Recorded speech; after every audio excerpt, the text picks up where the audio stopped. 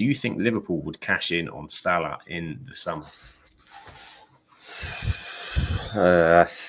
With Klopp going Van Dijk well, said something the other day, which was interesting. I think if a bid comes in around the same amount, I think they do. I'll tell you why. I think with Klopp going, I think there's just too much of an element of keeping those kind of players kind of removes your rebuild. I don't know what the dog's doing at the moment. He's not keen. He's not keen on the Salah sale. He doesn't. Yeah, Neo says no to selling Salah. So, give the new manager some money, some investment to build. If it's going to be Alonso, I mean, have you seen how Leverkusen play? It's not anything like what Liverpool play. So you're going to need players to fit that system. So it depends what they want to do. If they want to carry on with a similar style with Klopp, a high pressing team, not necessarily about possession, direct, then fair enough. I can see it. Maybe it's just a slower transition. But if you're going to get someone like Alonso and you're going to try and do move on to the next level and do something completely different, you need investment. And I think you also need new play, like someone new to rely on and build more of a team. And you've got like Salah, Van Dijk in the same core. It's not really going to change too much. So 100 million, you get 2-3 players in that fit that mold, first teamers. Why not? And, Liverpool fans will say, we'll take the hit and we won't be able to get Champions League. And I'm like, I don't think that's the case. I think you've proven it right now without Mo Salah. Like, Klopp has started to rebuild this team. Darwin Núñez, Gravenberch, Szoboszlai. I was going to say, they've revamped that midfield already. So as soon as it shouldn't be too much hassle to replace a player like Mo Salah. Yeah. So I think it's the right time to do it and take that risk, because I said this even last season. I was like, I don't think Liverpool fall that far without Mo Salah in the team. He's amazing, and there's an argument to Neo, chill out. There's an argument to say he's one of the best, if not the best, Premier League right winger of all time. I think they'll be fine. I think they can continue to get Champions League without him. I generally think, because just look at the state of the league. Like, take Mo Salah out of the team, they're better than United, they're better than Chelsea, they're better than Newcastle, and they're better than Villa.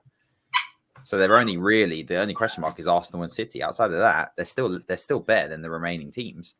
So how bad do they think it's going to get with that current crop of players? And how many teams have we seen in the Premier League have lost their what have been seen as key player and have played a lot better because they've had to lace their boots up and realise, right, we can't just rely on Tottenham Hotspur, on one man. Yeah, Kane leaves, everything starts going well for them.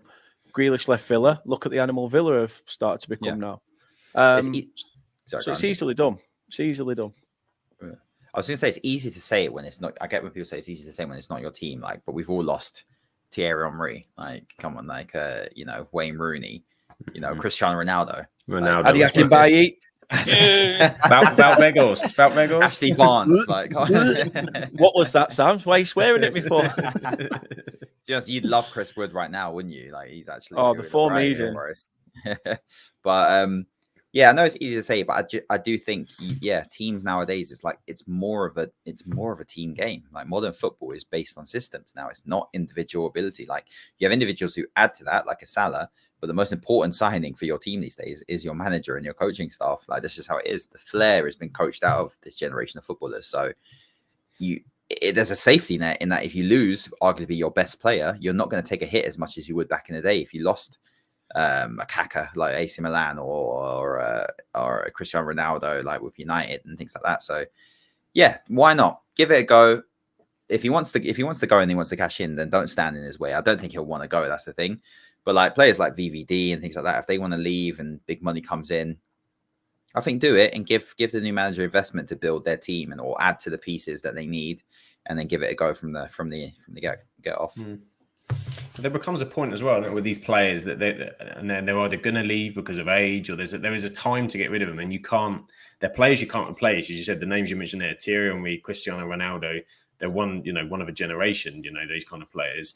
What you're going to get doesn't mean you can't find other qualities, but you're not going to find that player again. So you have to completely kind of reset and adjust and understand. And what better time to do it than if you are bringing in, say, it's a Xabi Alonso with how he wants to do it. Get that money in. Salah moves on. He moves on kind of with that Klopp era as well. And because I think Liverpool fans will recognise when they get to the end of this Klopp era at the end of the season that there's going to need to be patience. United fans understood it when Fergie left. Didn't quite know what it meant at the time. It would still be a decade later, but you know that there's going to be turmoil, and they understood it before. They gave Klopp the time early doors. It took Klopp a number of years, and they're in a better place, miles better place than when Klopp took it over. As you mentioned, Dan, the midfield's kind of sorted. You've got people like Trent Alexander-Arnold. You know, they've got even this Conor Bradley coming through the other week. So there's young players still coming through that team. A strong midfield. So Diaz, Nunez, and Gakpo and Jota, they're all pretty young as well, aren't they? I think they're all sub 25. So there's not a lot. I mean, they sold Coutinho to get to that place. Exactly. Only 50 million, and long term it was better. So I think that was more risky back then than it was here, because look at the squad they had. Like, you take Salah, right? We're seeing the team without Salah right now, and they're doing what they do. Yeah, exactly. It's not exactly awful. So yeah, I mean, if you say they drop an element, we're talking about dropping 1 or 2 places in the Premier League max, considering the other teams. So